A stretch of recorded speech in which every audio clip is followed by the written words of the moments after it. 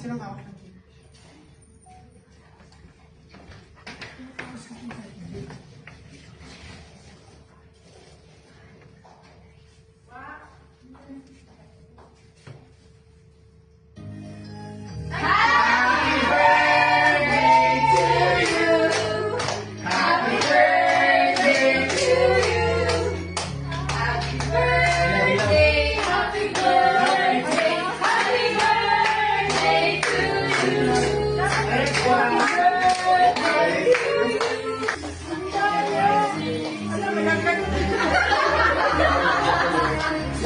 Happy birthday, Tita!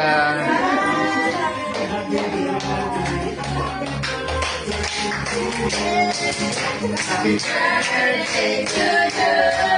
Happy birthday to you. Happy